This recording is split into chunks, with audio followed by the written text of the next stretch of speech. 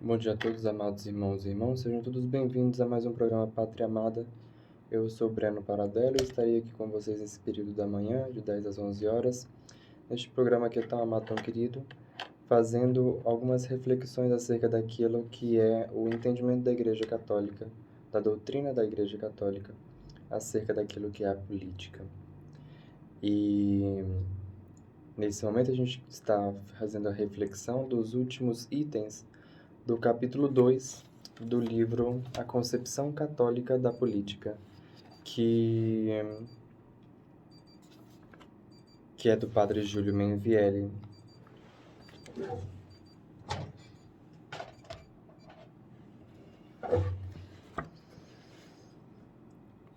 Nestes últimos itens do livro, né, ele basicamente do livro não, desculpa. Estes últimos itens do capítulo, ele vai destacar, então,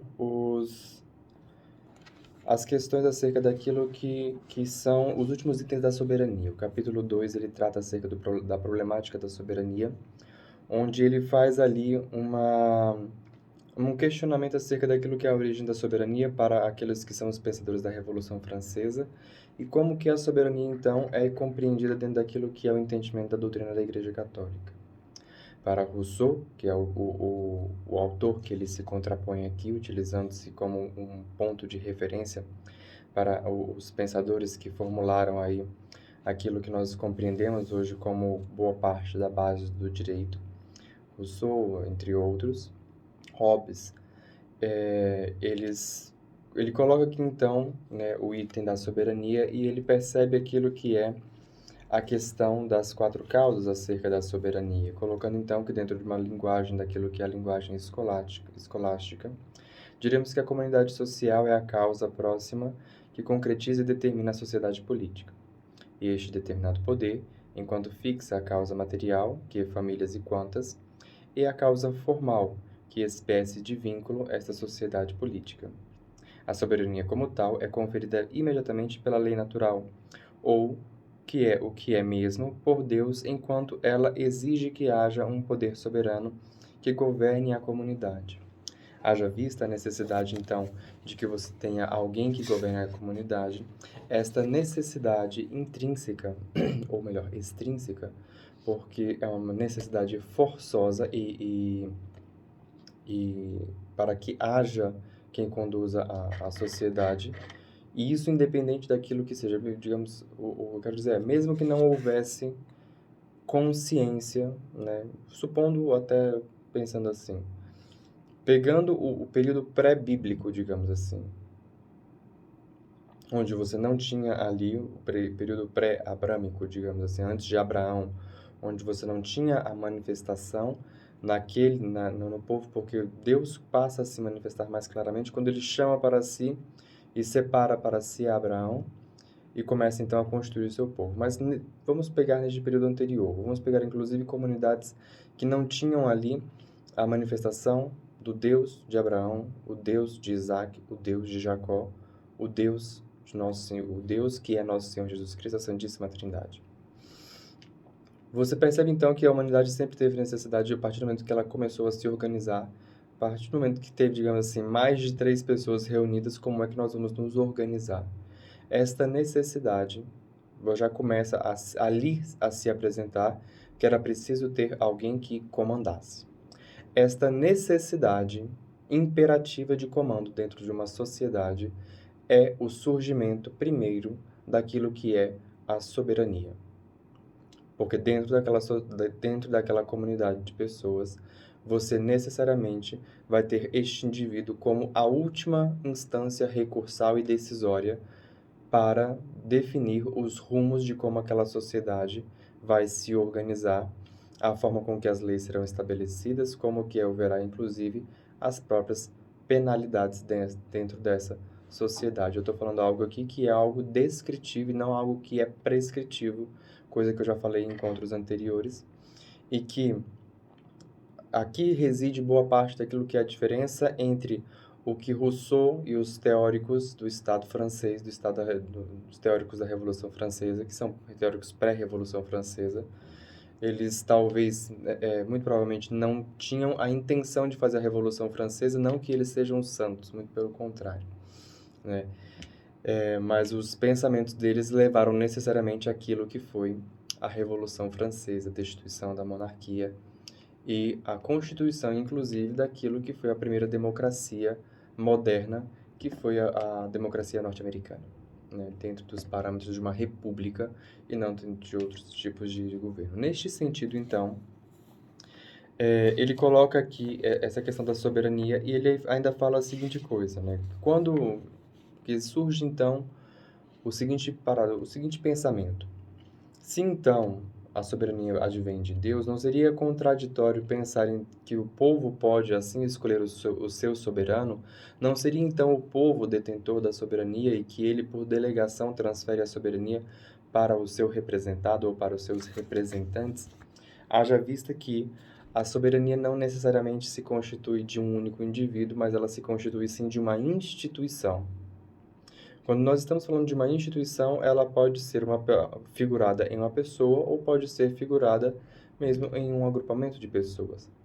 Então, no Brasil, por exemplo, as instituições máximas decisórias no país são a Presidência da República, o Superior Tribunal Federal e o Congresso Nacional. E em termos daquilo que é a decisão do Executivo, a decisão do Judiciário e a decisão do Legislativo. Porque houve, então, essa distinção, esse destrinchamento de competências entre esses três poderes, né? E isso vem daquilo que é uma herança justamente da Revolução Francesa. Quem descreve isso no Espírito das Leis. Então, tem essa divisão teorética, e foi muito mais uma descrição prescritiva, né, não é bem teorética, acerca de como seria a divisão dos três poderes que organizariam, então, o Estado. No que tange, então, a essa escolha, né, Papa Leão XIII, vai nos dizer que não existe contradição alguma, porque ele diz assim, o trecho, ele fala assim, cadê o trecho? Aqui. Embora esta eleição signe o príncipe, ou seja, decida o príncipe, não lhe confere os direitos do principado, nem delega o poder, senão determina quem o deve ser exercido.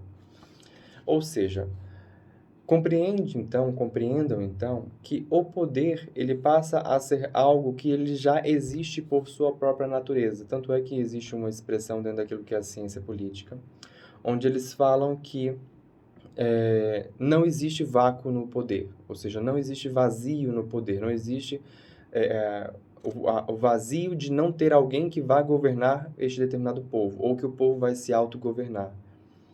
Essa autogovernação do povo, em determinado momento, sempre vai levar para que alguém assuma esse tipo de coisa. E o próprio livro, o próprio padre Júlio Menvielli, vai nos mostrar aqui justamente que é impossível que todo o povo se governe, porque para que todo o povo se governe, o povo teria que deixar, então, as suas funções principais, ou suas atividades principais, suas atividades finais, para se dedicar àquilo que para aquilo que é o governo do povo. Então, nós teríamos que deixar de ser padeiro, deixar de ser advogado, deixar de ser professor, para cuidarmos daquilo que era o interesse do Estado. Então, desse jeito, o Estado necessariamente ruiria. Depois, então, que ele conclui, né, magistralmente essa questão acerca daquilo que é o, a origem da soberania, as 4 causas da soberania, ele vai se debruçar sobre 2 outras questões, que é com relação à obediência ao poder, a desobediência ao poder e a legitimidade, né, e a resistência ao poder abusivo e aquilo que é a legitimidade de poder. Ele fala assim, então, explicando o conceito de soberania e sua origem, o sujeito na qual reside só resta examinar o acatamento se deve ao poder do Estado. Indaga não, conclui. Se a autoridade vem de Deus, como demonstramos, nada mais evidente que a obrigação inevitável de obedecer aos poderes legítimos, sempre que legislarem e ordenarem tudo dentro da esfera de suas atribuições. Esse dentro da esfera de suas atribuições aqui é justamente o ponto, que é justamente o ponto de inflexão ou o ponto de atrito que aconteceu quando ele analisou aquilo que era a doutrina de Rousseau. Porque dentro do pensamento de Rousseau, Rousseau fala que o soberano ele tem poderes totais e irrestritos dentro daquilo que é a sociedade. E na prática, de fato, o tem. Quando tanto um quanto o outro, tanto Rousseau quanto o padre Júlio Mainvielle, analisando aquilo que é o aspecto da doutrina católica, existe aqui uma prescrição, ou seja, uma recomendação da doutrina católica de que o soberano, a instituição soberana, a soberania de um país, não pode prescrever, não pode ser livre em absoluto para definir e determinar tudo quanto existe em uma sociedade. Senão ela deve ser, sobretudo, balizada por aquilo que são os princípios que estão acima disso, que são naturais, dizem respeito àquilo que é a lei natural. Ou seja, a soberania não pode definir quem é humano, quem não é humano, dentro daquilo que é a própria raça humana. Você não pode dizer que fulano de tal não é gente, então a gente tem o direito de matar. Que crianças que estão no ventre de suas mães não é gente, então a gente tem o direito de matar. Que idosos, depois de determinada idade, não têm função produtiva, então nós podemos descartá-los. Como já existem legislações em alguns países onde o médico pode fazer uma avaliação de utilidade e também uma avaliação quanto... como é que os termos que eles utilizam? Eles avaliam se o tratamento, né, a ser empregado para salvar a vida daquele idoso, daquela idosa, o que compensa mais, o tratamento ou a eliminação do indivíduo, né? Padre Paulo Ricardo, inclusive, que cita isso em alguns países da Europa que já estariam sendo discutidos ou até mesmo implantados esse tipo de coisa, né? Que alguns idosos estariam até se mudando desse país porque, segundo a informação que o padre Paulo Ricardo nos trouxe, os idosos estariam com medo de ir ao hospital, porque ao hospital lá eles já poderiam fazer essa avaliação prévia e, e eliminar, né, neutralizar em linguagem bem técnica, como eles costumam utilizar essa linguagem técnica para descrever horrores, né? Aquela vida humana, dar fim àquela vida humana. Então, o Estado, né, não pode ultrapassar esses limites daquilo que hoje a gente nos convencionamos chamar de direitos humanos, a violação dos direitos humanos. E dentro, inclusive, daquilo que é a violação dos direitos humanos, existe também, por exemplo, a discussão daquilo que surgiu com o retorno, por exemplo, do Estado Islâmico.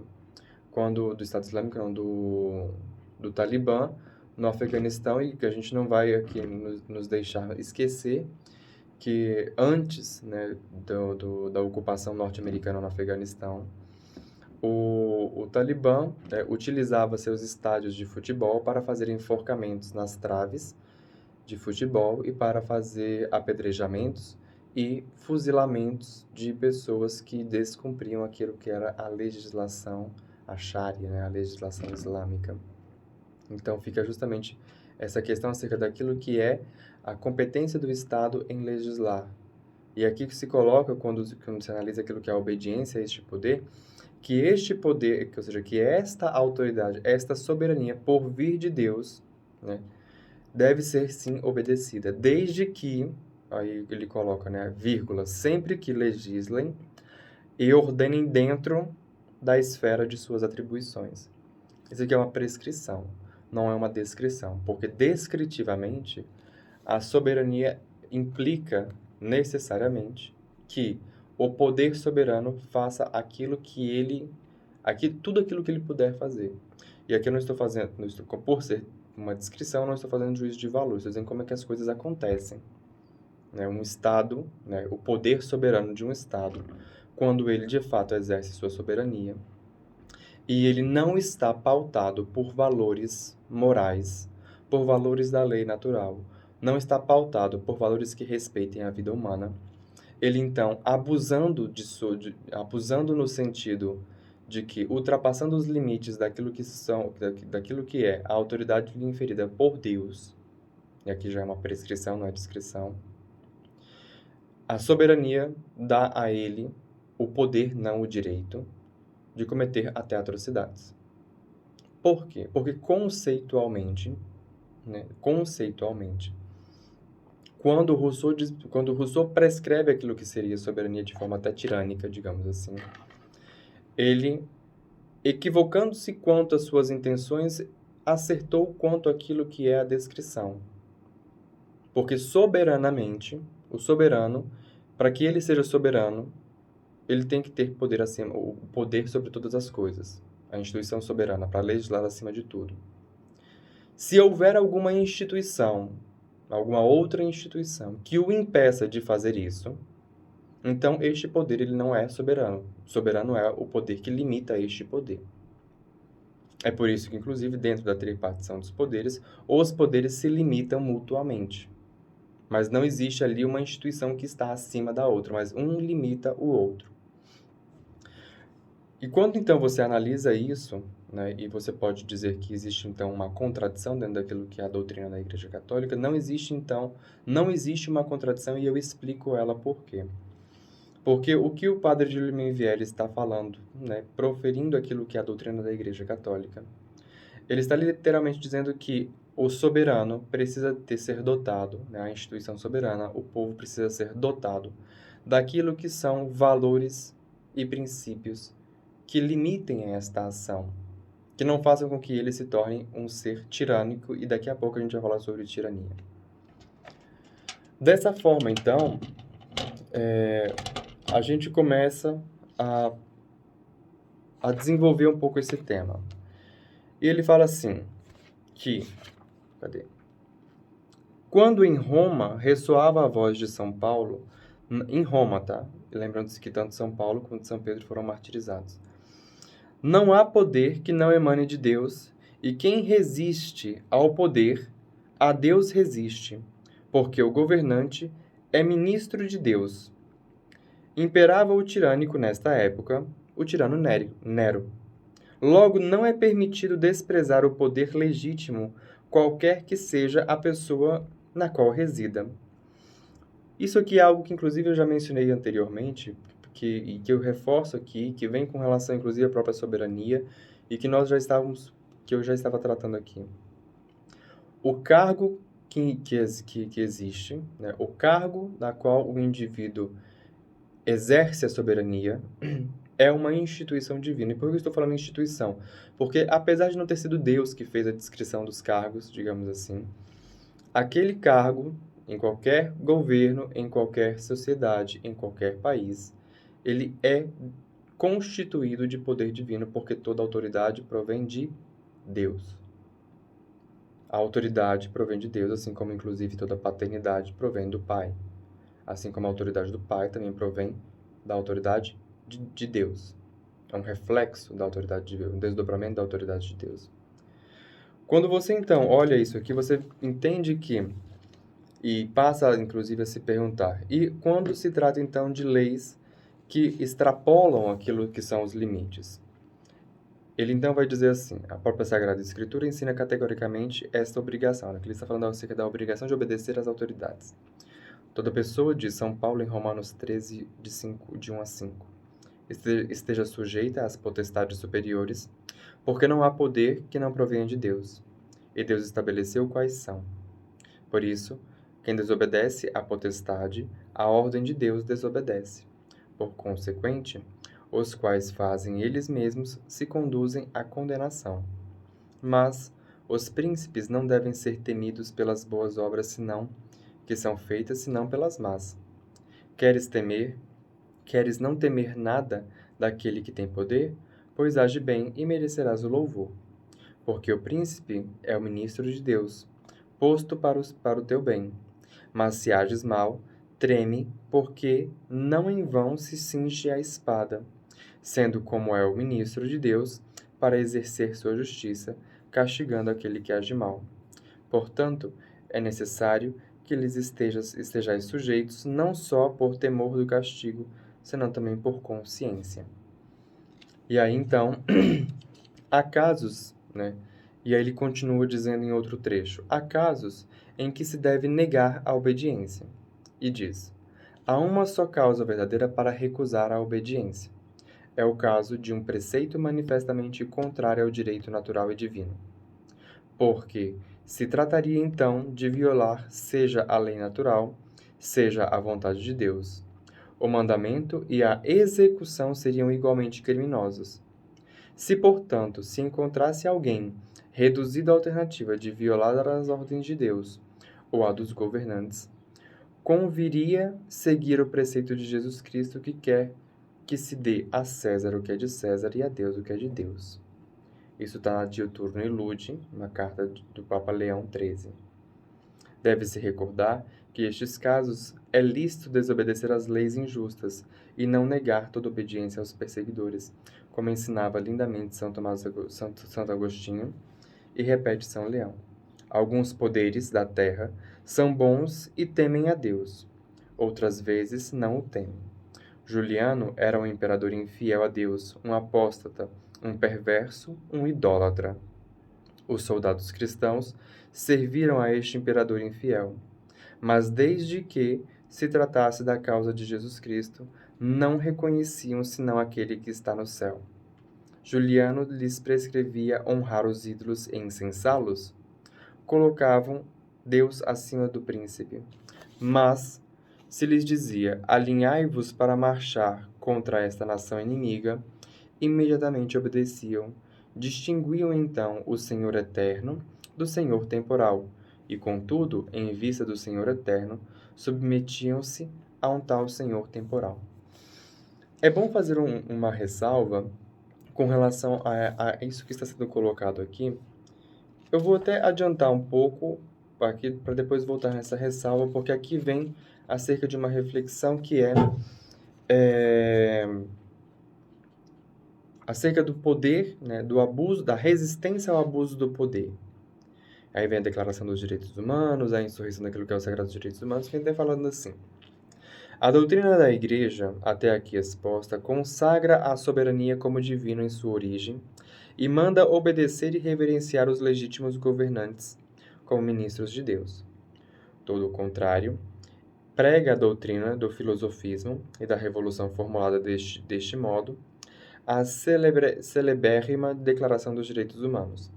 A insurreição é o mais sagrado dos direitos. Isso aqui é um prescrito daquilo que está na Declaração dos Direitos Humanos, ou seja, que a rebeldia contra o poder constituído é o mais sagrado dos direitos. E a doutrina da Igreja Católica se coloca frontalmente, então, contra este preceito, contra este direito sagrado das Declarações dos Direitos Humanos. Por quê? Porque em uma nação onde você vive constantemente questionando aquilo que é as instituições da autoridade, as instituições que colocam, então, a estabilidade do país, você promove a desordem o tempo todo e essa nação não consegue atingir a sua finalidade, que são aqueles 3 bens que nós falamos anteriormente. O bem comum, a abundância de bens materiais e vou pegar aqui, que é bom repetir isso. Cadê? Rapidinho. Aqui. A primeira é assegurar a paz. A segunda é a abundância de bens materiais. A terceira é a abundância de bens materiais, culturais e espirituais. A segunda é encontrar um alto nível de convivência humana e virtuosa. Essa é a finalidade da qual é aquilo que é a sociedade política. Então, se nós levarmos isso aqui em consideração, ou seja, se nós estivermos sempre em uma eterna revolução, você não consegue estabilizar a nação. Se você não consegue estabilizar a nação, você não consegue atingir aquilo que é a finalidade para o qual a sociedade política foi, então, constituída. Aí ele coloca, então, que a resistência existe, então, assim, seguindo os teólogos, podemos classificar em 4 as atitudes que podem ser adotadas diante de um poder que, legítimo em sua origem, converteu-se logo em tirânico. Ou seja, ele é legitimamente constituído, mas ele se converteu em tirânico. Resistência passiva, que consiste em negar a obediência à lei nestas leis injustas, né? Que inclusive consiste em leis injustas é a seguinte coisa. As leis podem ser justas, vou ler um outro trecho aqui, podem ser injustas porque contrariam o bem divino, como leis tirânicas que induzem à idolatria ou a qualquer outra que seja contrária contra a lei divina. Não é lícito, de nenhum modo, observar tais leis, porque, como está dito, deve-se obedecer a Deus antes que aos homens. A resistência, então, ativa, legal, que consiste em exigir, por meios legítimos, estejam ou não autorizados pela lei, a revisão da lei. Ou seja, buscar dentro daquilo que são os parâmetros da própria legislação, reverter isso, reverter aquela legislação.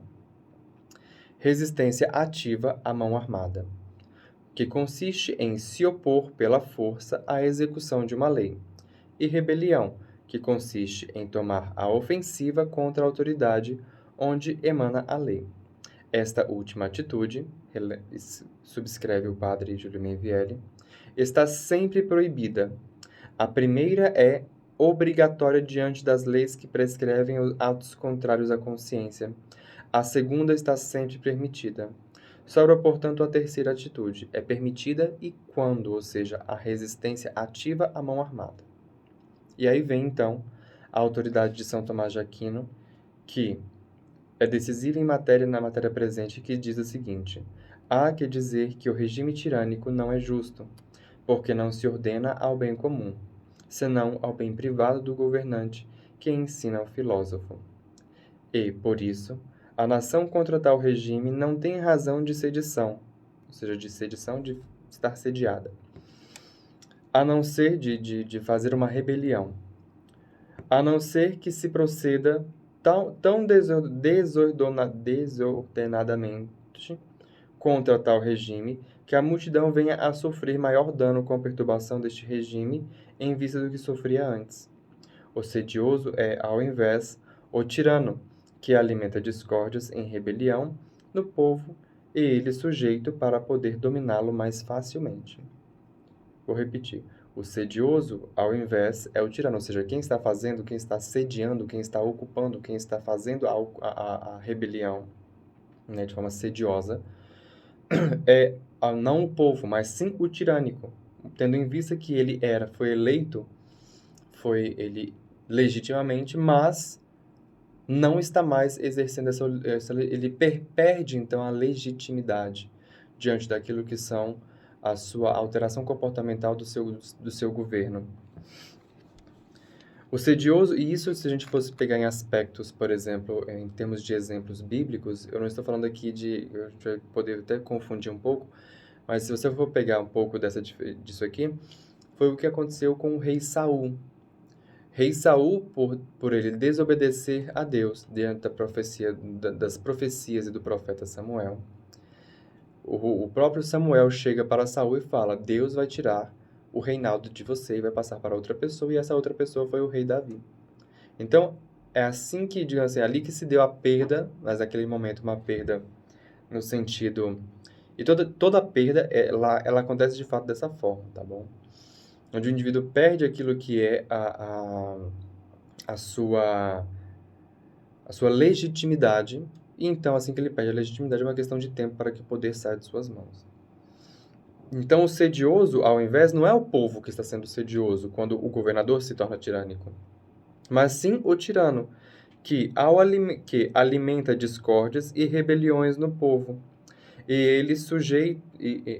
ele sujeito, para poder dominá-lo com mais facilmente. Ou seja, o tirano incita aquilo que são as discórdias, o tirano promove aquilo que são as rebeliões, e por meio justamente dessas discórdias, dessas rebeliões, ele consegue, então, dominar o povo com mais facilidade. Aquela estratégia de dividir para dominar.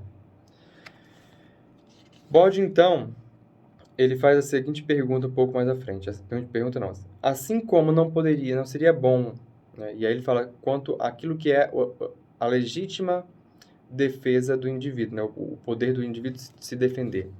Que ele fala assim: pode existir circunstâncias, né, diz Meyer, em instituições jurisnaturais. Pode existir circunstâncias em que a resistência ativa aos abusos da autoridade não seja contrária ao direito natural. E quais são essas circunstâncias? Aí ele descreve neste livro que se chama Instituições Juris Naturales, do Meyer. Assim como todo indivíduo tem o direito nato de prover a sua conservação e, portanto, de se defender à mão armada contra a violência de uma injusta agressão, sem, contudo, exercer as medidas que legitimam as necessidades de defesa. Igualmente, o povo, cuja unidade social constitui uma pessoa moral, deve necessariamente estar provido pela natureza do mesmo direito existencial. Ou seja, se uma determinada nação, a exemplo, ela se vê perseguida por um tirano, por um governo tirânico que está ali justamente para destruir, aquilo que é o direito de existência individual, ele se transborda para aquilo que é o direito de existência deste povo, desta nação. E assim como todos nós temos o direito de defendermos a nossa existência, que é um direito natural, a nação também tem o direito de defender a sua existência, tanto diante de um governo tirânico, quanto diante de uma ameaça externa, de uma outra nação que quer destruir esta nação. Daqui a pouco eu chego às observações quanto a isso. Assim como, continua ele, assim como não seria bom o pai daquele que, podendo não usar de força para impedir a violação e os abusos de suas filhas, tampouco seria bom o cidadão aquele que, podendo, não salvaguardasse o uso da força da nação em perigo. E aqui, então, é que vem os riscos que nós temos com relação ao que acaba de ser descrito. Porque dentro daquilo que eu acabei de descrever, vocês podem perceber, meus caros, que sim, a doutrina da Igreja Católica confere às pessoas, aos seus, permite, né, aquilo que é a legítima defesa na proporcionalidade da sua existência. E neste sentido, né, o que seria aqui o porte de armas. Né, o porte de armas, a legítima defesa, etc. Bruno, você está querendo dizer que a Igreja Católica permite, então, que o indivíduo tenha armas? Sim, a doutrina da Igreja Católica permite que o indivíduo tenha armas em casa. Tenham armas para se defender, porque isso seria um direito natural. Contudo, diante daquilo que é o clima, e por isso que existe a delicadeza e a sutileza daquilo que eu estou tratando aqui, a responsabilidade também acerca daquilo que eu estou tratando. Porque diante daquilo que nós estamos, das turbulências políticas que nós estamos vivenciando hoje, nós temos, então, uma defesa acerca desse direito que não está apenas para aquilo que é a legítima defesa.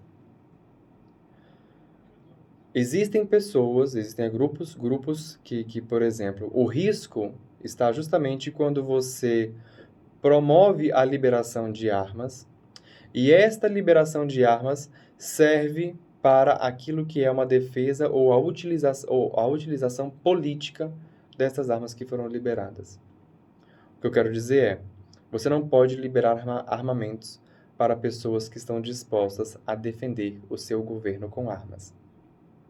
Se a intenção original fosse preservada, ou seja, se a intenção nominal, e na política você sempre tem isso, que é importante descrever, porque daqui a pouco a gente vai falar desse assunto novamente.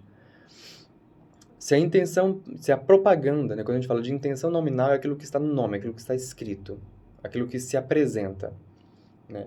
Então, nominalmente, né, aparentemente, aquilo que se apresenta, o discurso para qual se justifica, é a liberação da comercialização de armas para civis, para sua legítima defesa e a defesa de suas famílias.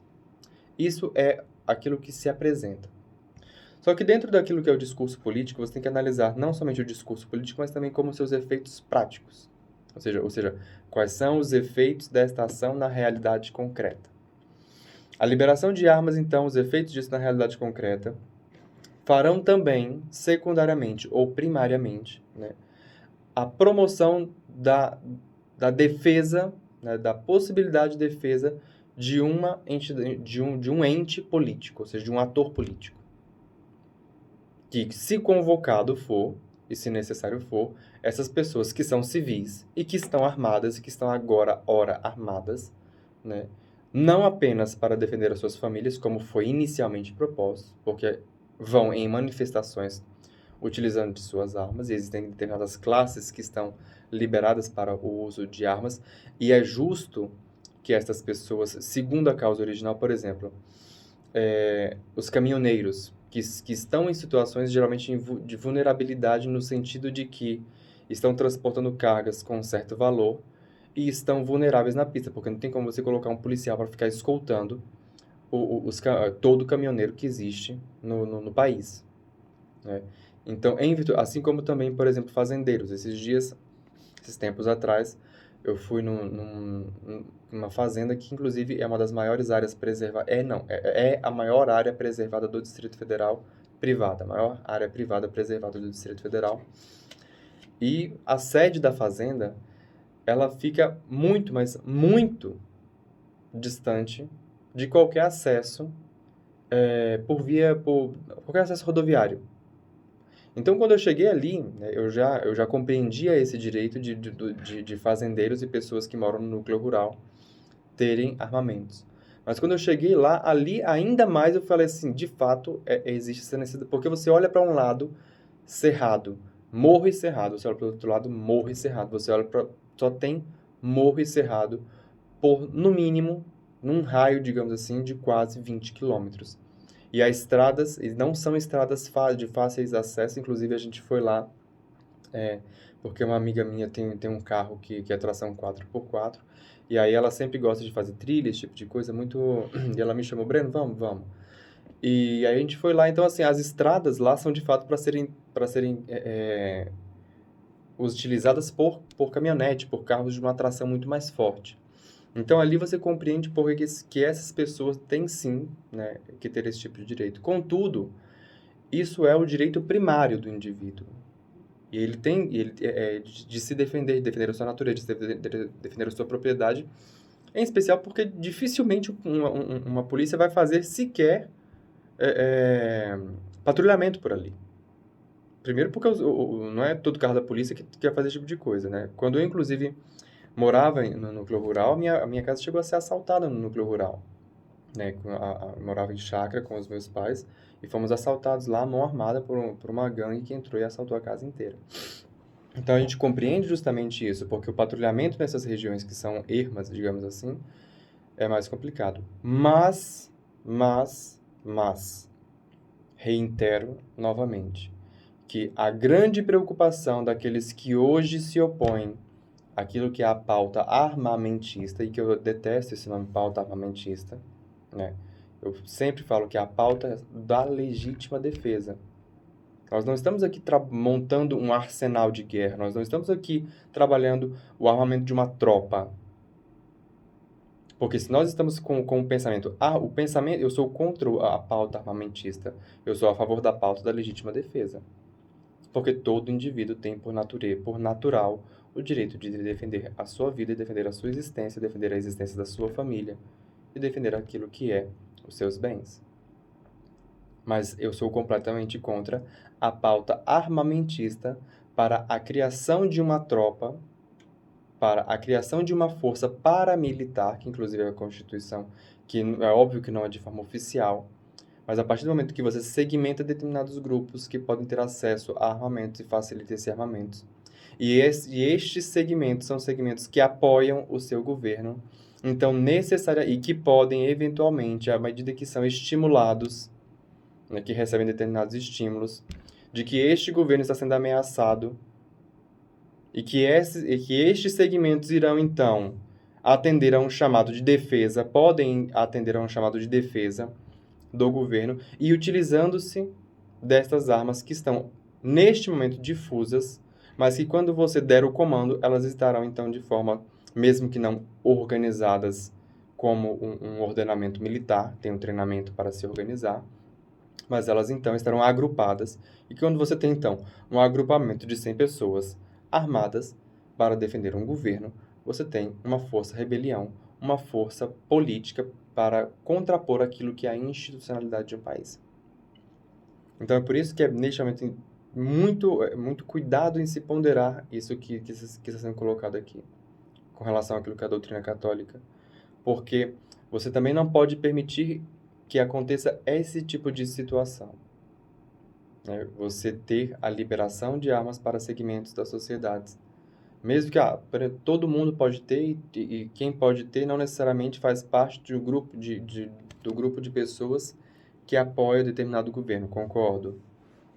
Mas, quando você analisa o movimento, isso em aspecto teorético, mas quando você analisa aquilo que é a realidade concreta, na realidade concreta, as armas estão sendo posicionadas em mãos de pessoas que não estão apenas dispostas a se defender como elas também estarão dispostas a defender um governo caso isso seja convocado para se fazê-lo. Este é o ímpeto, digamos assim, desses indivíduos que, em sua maioria, estão sendo arregimentados dessa forma. Muito bem. Findo essas observações, né, com relação a isso, ele então abre mais um item do capítulo 2 que ele chama então de legitimidade do poder. E aqui também vai se caber uma breve observação quanto a isso. Deixa eu ver até quando o próximo... esse aqui inclusive é o último item deste capítulo. Então ele fala assim, que quando é então que você vai reconhecer se um poder ele é legítimo ou não. Aliás, eu tenho somente que voltar em um item aqui, porque ele fala acerca daquilo que é o abuso de poder, e depois ele pergunta... não, é que é dentro da legitimidade mesmo. Eu pensei que eu tinha extrapolado, mas eu não extrapolei, não. Onde ele faz a seguinte pergunta, com relação àquilo que ele chama de tiranicídio, né? Ou seja, é legítimo matar, né? Aqui, justamente dentro da legitimidade do poder. Ele faz a seguinte pergunta. O que deve então se pensar do tiranicídio? Ou seja, o tiranicídio é assassinar o tirano. É lícito uma pessoa privada, isto é, um simples membro da comunidade, matar o tirano?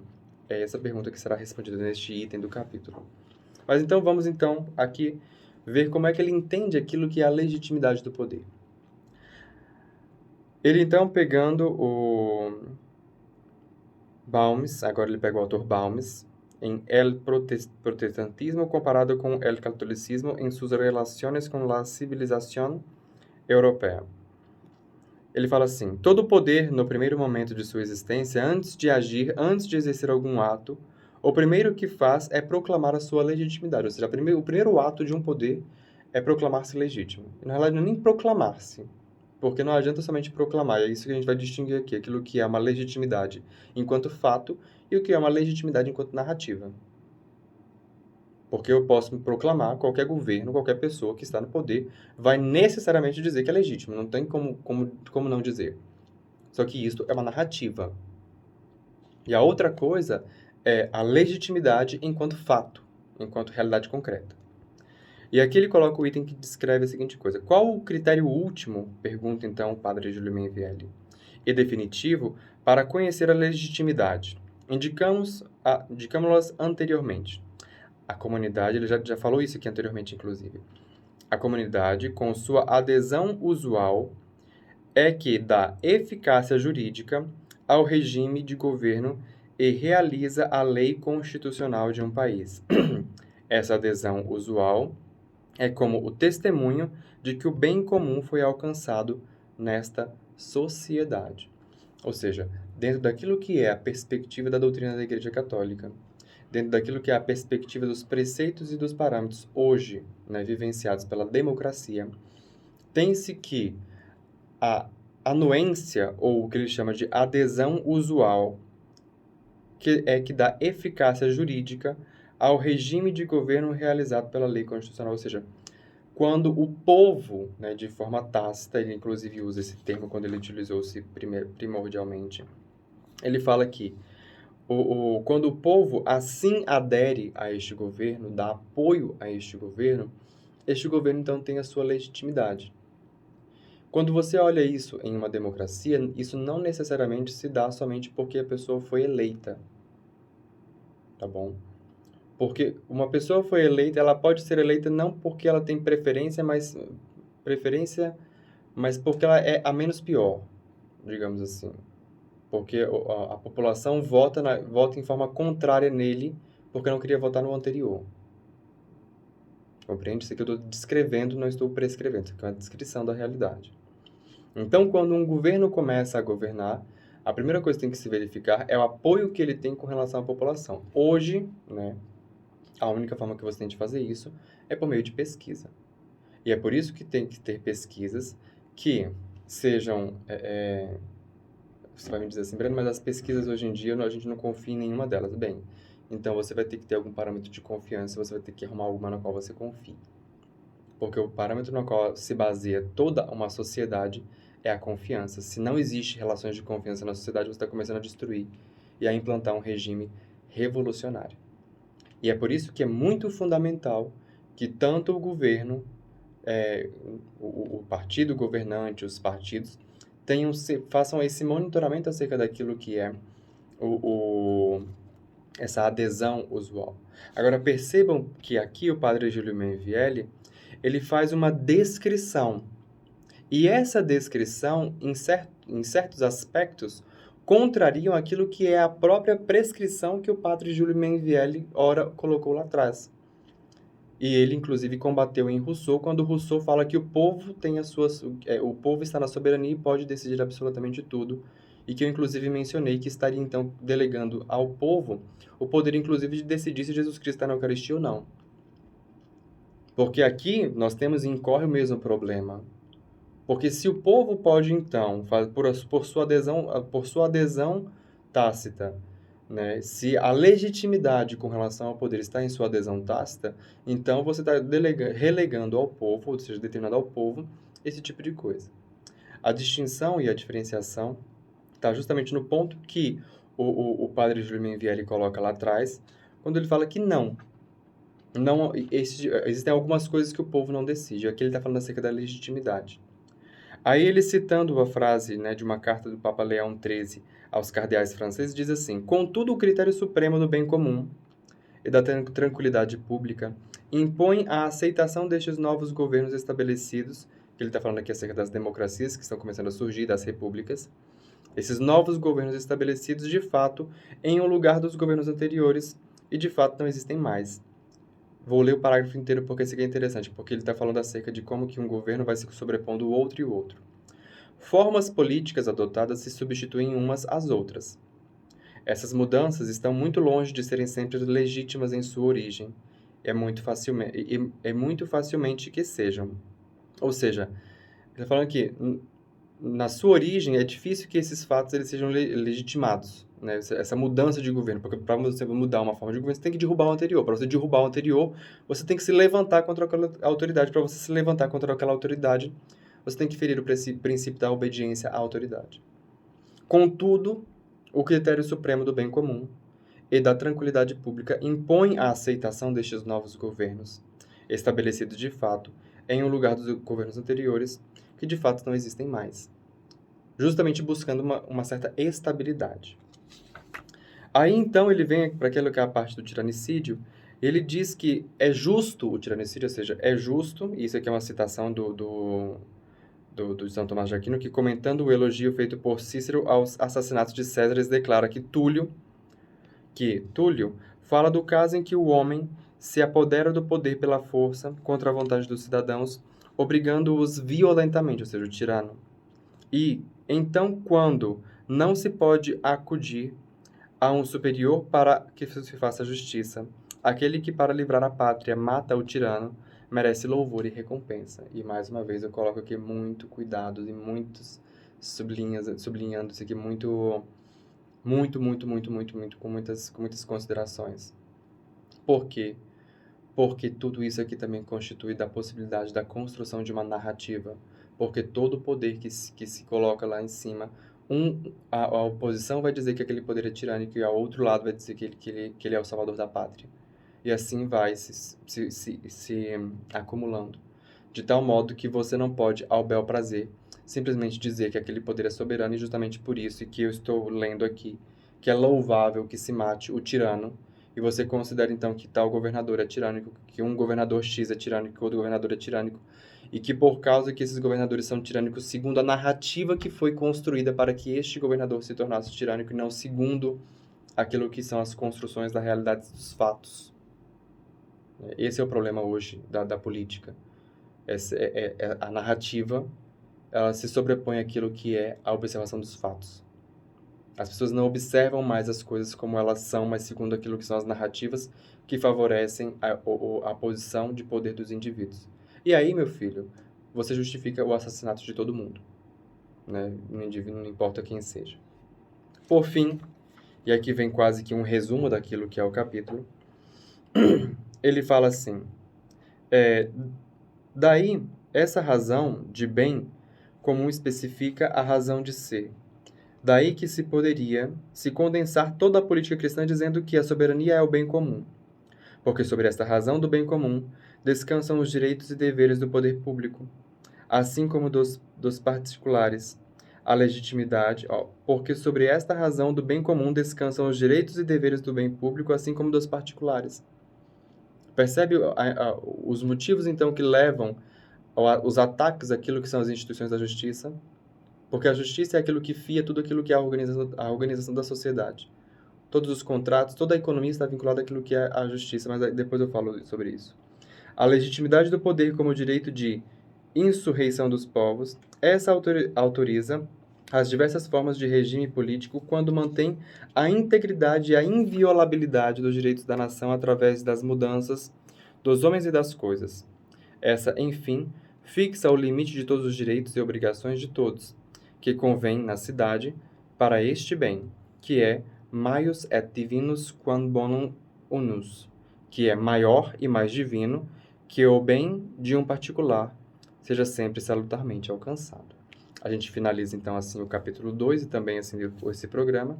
Semana que vem eu volto um pouquinho nesse trecho aqui para poder fazer comentários com relação à justiça. E seguimos então no capítulo 3 do livro A Concepção